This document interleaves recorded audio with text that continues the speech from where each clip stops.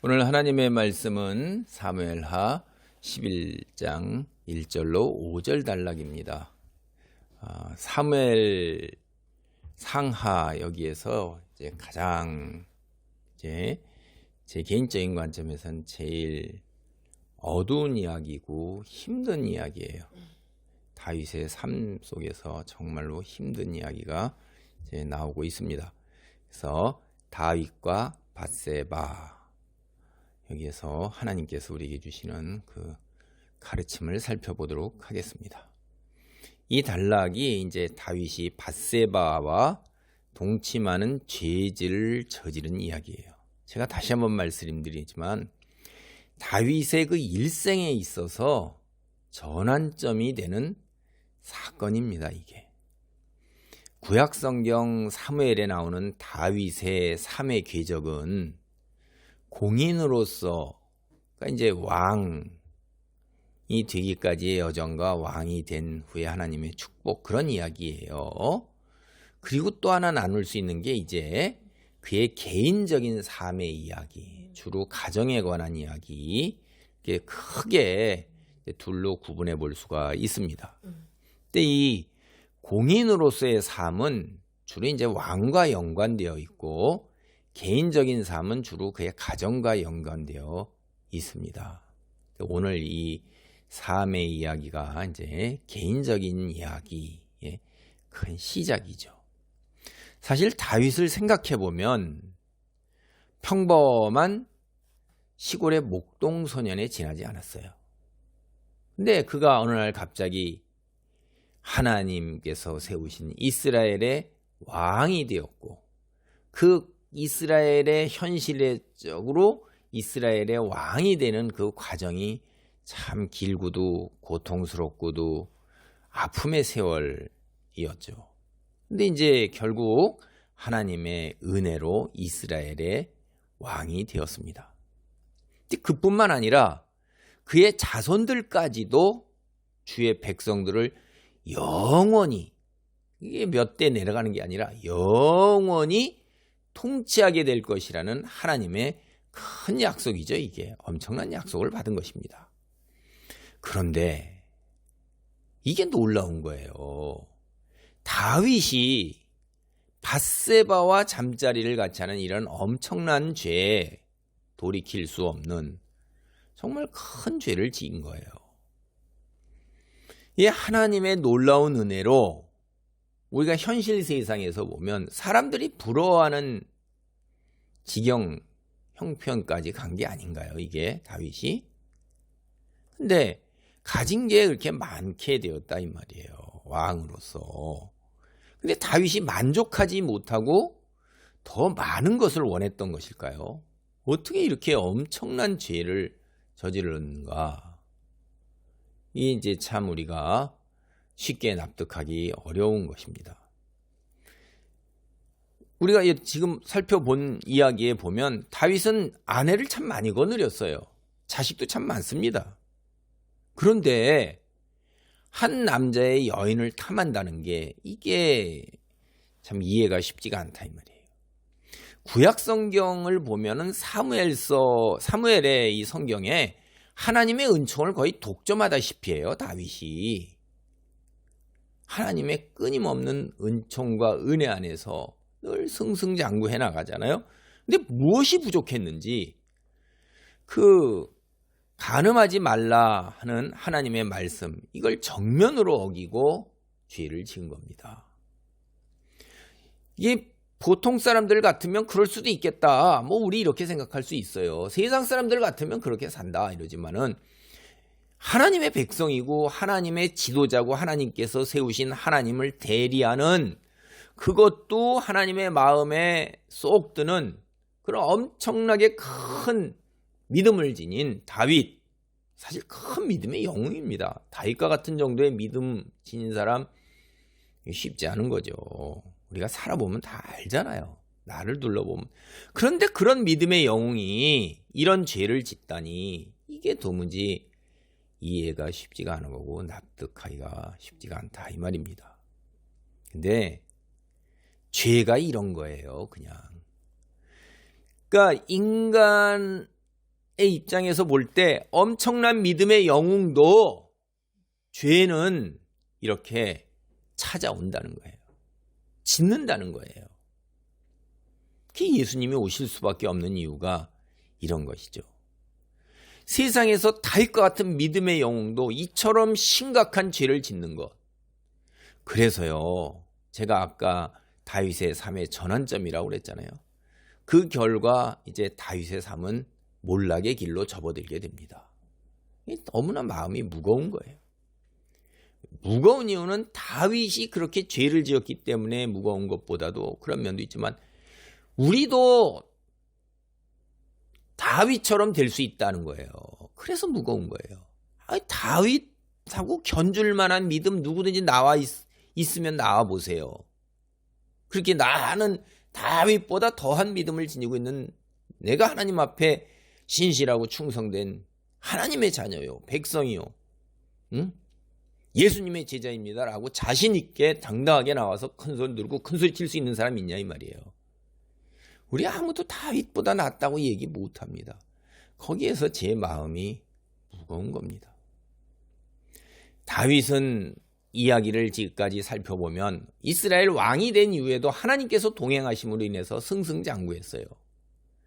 그런데 오늘 본문에 나오는 이 다윗과 밧세바 이 사건 이후에 이제 한마디로 죄를 지은 이후에 다윗의 삶은 모든 것이 다 달라지기 시작하는 거예요. 제가 이제 솔직하게 표현하면 참 이런 말 표현하기가 쉽지가 않은 거죠. 솔직하게 표현하면 이제부터 나오는 다윗의 삶은 저주받은 삶이다. 이렇게 이야기해도 지나치지 않을 정도라고 학자들이 얘기를 해요. 세상에 참 살아있는데 살아있는 것만 못한 게 되는 거죠. 죄를 지은 결과가 이렇게 되는 거예요. 이게 뭐예요? 다윗의 삶이 파괴된 건데 이런 삶의 파괴 이건 어디로부터 하냐면 죄로부터 오는 거예요. 죄의 위력이 이렇게 무서운 겁니다. 이게 마치 아담과 하와를 파괴한 창조 당시의 죄의 위력에 견주될 정도라고 말할 수가 있는 거예요. 이게 엄청난 겁니다. 사무엘하 11장 1절입니다.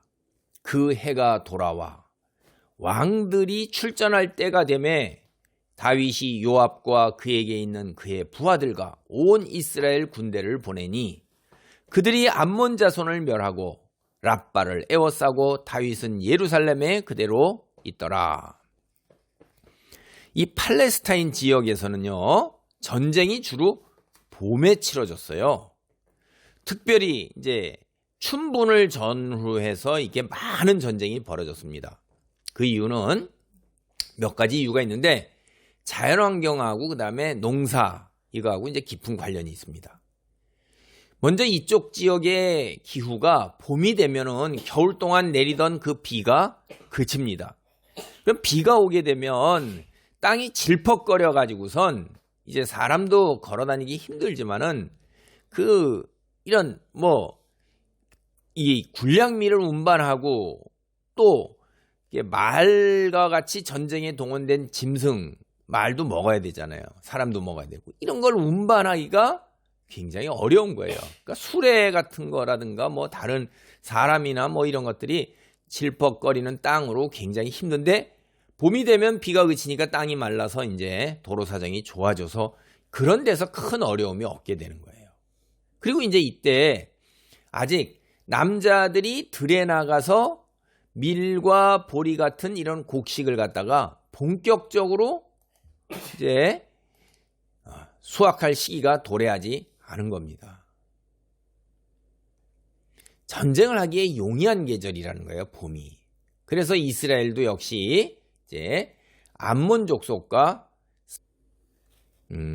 전쟁을 수행하게 되는 거예요. 그래서 사무엘하 10장에 나오는 암몬과의 전쟁이 사실은 아직 이 11장까지 올 때도 마무리가 되지 않은 겁니다. 암몬과의 갈등이 어느덧 1년 동안 진행된 겁니다. 그래서 이제 서서히 마무리할 때가 다가오게 된 것입니다. 앞서 살핀 바와 같이 이제 암몬 사람들이 고용한 용병 문제 이건 이미 해결되었어요. 다윗이 그들을 상대로 해서 절대적인 승리를 거두었기 때문입니다. 그런데 정작 전쟁을 주도한 암몬 사람들, 이들과는 아직 해결하지 못한 거예요. 암몬과의 전쟁 문제, 이거는 오늘 보는 밧세바 사건이 매듭지어지는 다음 장에 가서야 해결이 됩니다.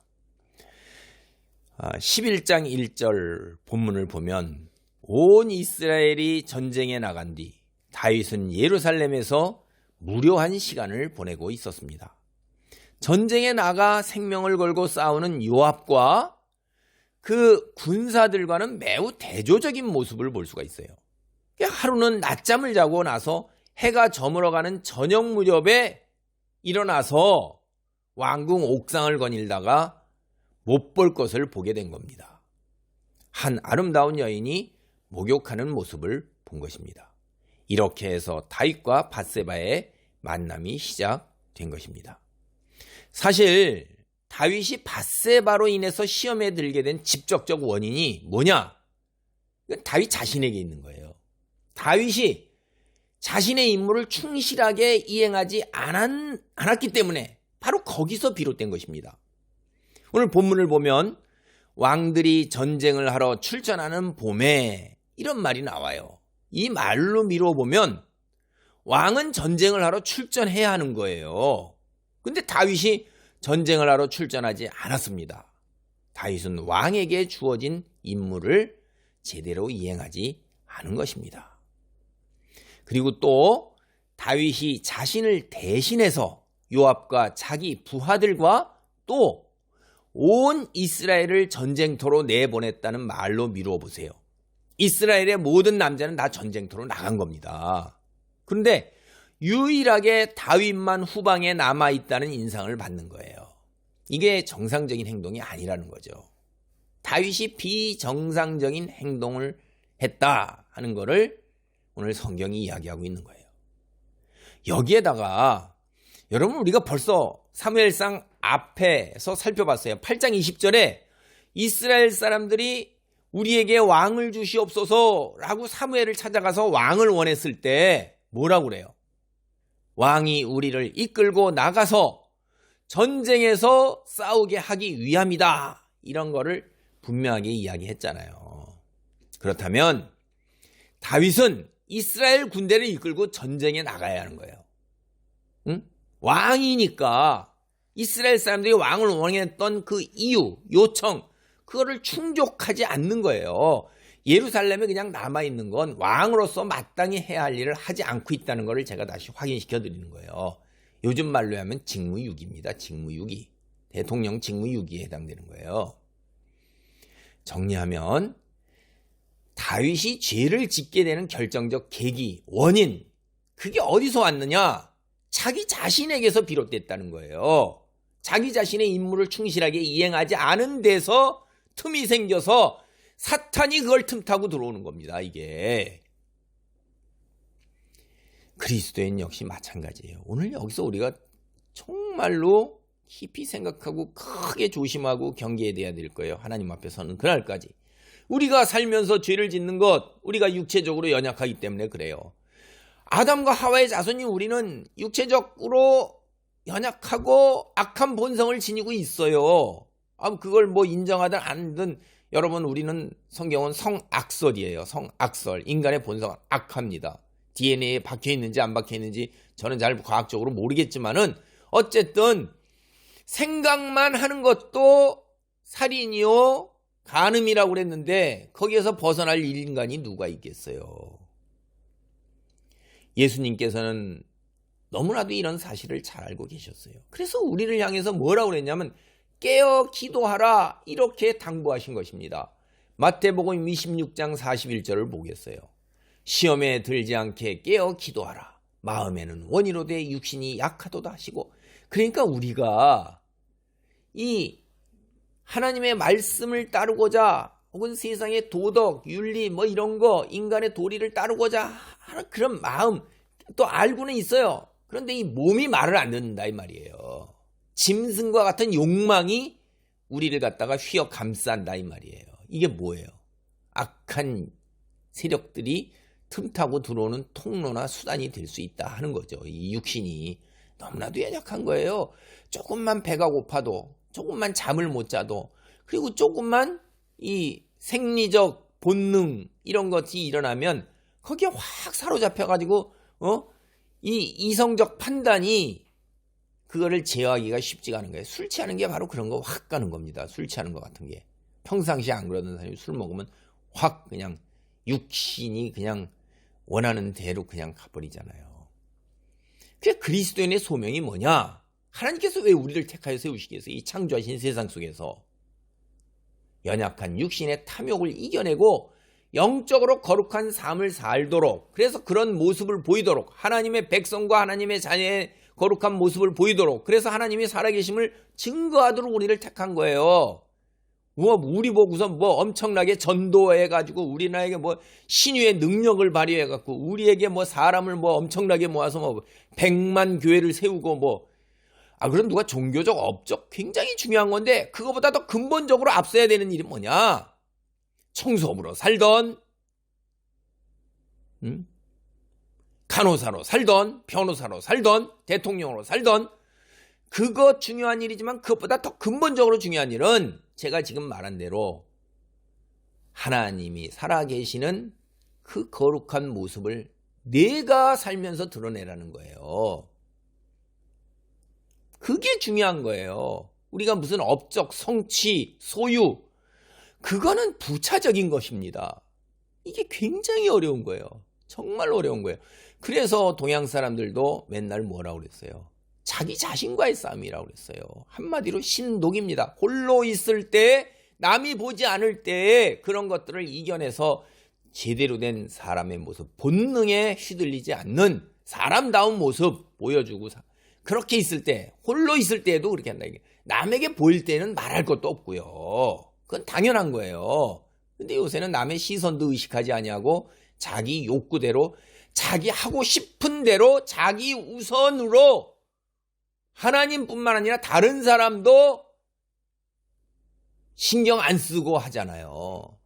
망하는 세상입니다. 다 망하는 거예요. 각자가 다 그렇게 남 신경 안 쓰고 살면 우리가 같이 더불어 살 수 있겠어요?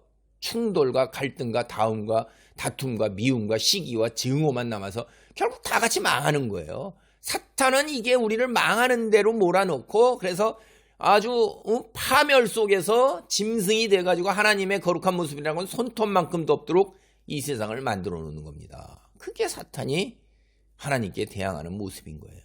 우리가 그런 도구가 돼버린다면 기가 막힌 거죠.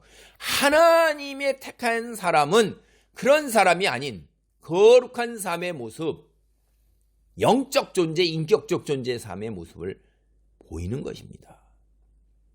이게 이제 사탄과 사탄의 추종자들은 틈만 나면 우리를 유혹해요. 그래서 우리를 어떻게든지 파멸로 몰아넣는데 우리는 틈을 보여서는 안 되는 거예요. 조금만 방심해도 그 틈을 비집고 들어와서 우리를 삼켜버리는데 온갖 모양새로 우리에게 다가옵니다.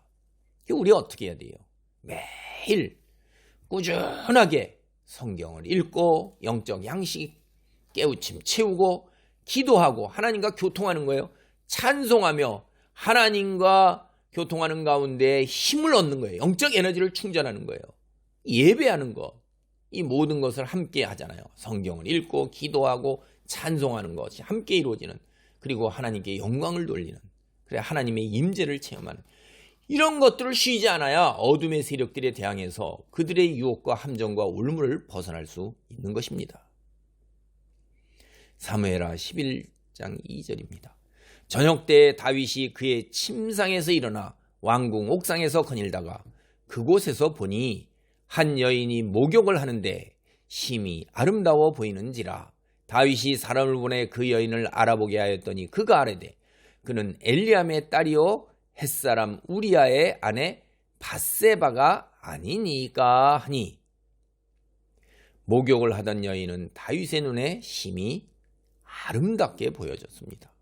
다윗이 그렇게 느낀 거예요. 주관적으로. 다윗은 즉시 신하를 보내 그 여인이 누구인지 알아보았습니다. 그녀는 엘리암의 딸 우리아의 아내 밧세바였던 거예요. 엘리암은 성경 전체에서 한 번 더 나옵니다. 사무엘하 23장 34절에 나오는데 여기에 의하면 이제 엘리암은 상당한 권력과 용맹을 지닌 다윗의 용장입니다. 그런데 성경은 동명이인이 많이 나오잖아요. 그래서 정확하게 말하면 이 도대체 여기 지금 나온 오늘 본문의 엘리암이 밧세바의 아버지인지 아니면 동명이인지 사실 잘 모릅니다. 그보다 더 중요한 건 이제 확실한 거는 본문에 나오는 말을 근거로 보면 다윗은 한눈에 밧세바를 보고 그냥 반해버린 거예요.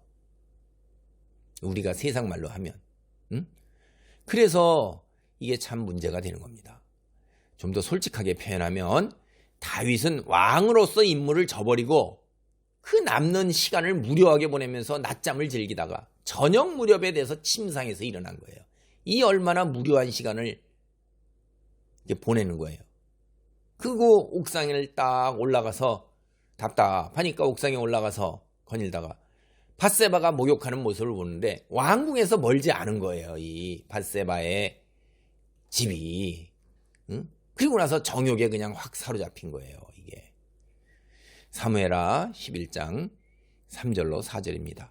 다윗이 전령을 보내 그 여자를 자기에게로 데려오게 하여 그 여자와 동침하고 그가 그 여자의 부정함을 깨끗하게 하였으므로 그가 자기 집으로 돌아가니라. 다윗이 이제 육체 욕망에 사로잡히자 이성을 잃어버린 거예요. 밧세바가 자신의 충성스러운 군인 우리아의 아내라는 사실.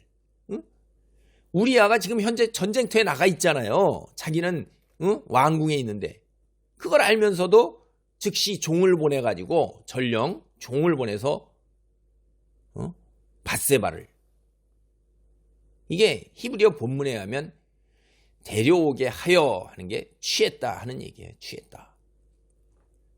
가졌다라는 말입니다. 우리말로 하면. 빼앗았다 이 말이에요. 그 말이에요. 의미가. 사무엘이 뭐라고 그랬어요? 우리가 앞서서 벌써 사무엘상 8장 11절로 19절 볼 때 이스라엘 백성들이 왕을 달라고 그럴 때 사무엘이 굉장히 거부하고 싫어했어요. 하나님이 왕이신데 하나님을 거부하는 거다. 근데 이게 뭐냐? 그때 뭐라고 그랬냐면 사무엘이 너희가 원하는 그 왕, 세상 왕, 너희에게서 끊임없이 취할 거다. 빼앗을 거다. 너희 가진 거. 그걸 경고한 거예요. 지금 이게 나오는 단어가 그 단어입니다. 지금까지 우리가 구약성경 사무엘서를 보면 구약성경 사무엘을 보면 다윗이 소유한 모든 것은 다윗에게 주어진 거예요. 다윗이 취한 것, 다른 표현으로 하면 빼앗은 것, 가져온 것, 탈취한 것이 아니라 이 말이에요. 여호와 하나님이 주셨고 요나단이 주었고 아비가일이 비롯한 여러 사람이 계속해서 다윗에게 끊임없이 준 것이에요. 다윗 스스로 취한 것이 없다 이 말이에요. 근데 오늘 본문 여기서부터 이제 전혀 다른 상황이 벌어지고 있는 거예요. 이제부터 다윗은 사무엘이 이스라엘 백성에게 경고했던 바와 같은 왕으로 전락하고 만 거예요. 한마디로 그는 어느 사이에 취하는, 빼앗는, 탈취하는 왕이 된 거예요. 자신이 목자가 되어 돌봐야 할 이스라엘 백성으로부터 취하는, 다른 표현으로 하면 빼앗는 세상 왕으로 전락하고 말았던 것입니다. 남의 아내를 갖다가 빼앗아 취한다는 게 이게 말이 되는 겁니까? 그것도 자기 부하잖아요.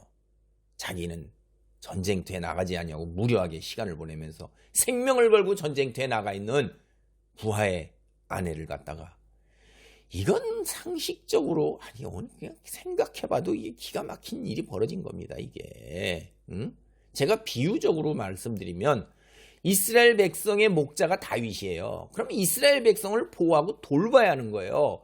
목자가 양으로부터 무언가를 취하고 빼앗고 갈취하고 이거는 목자입니까? 목자가 해야 할 일을 하고 있지 않은 거를 넘어서서 이거는 완전히 진짜 도둑이에요.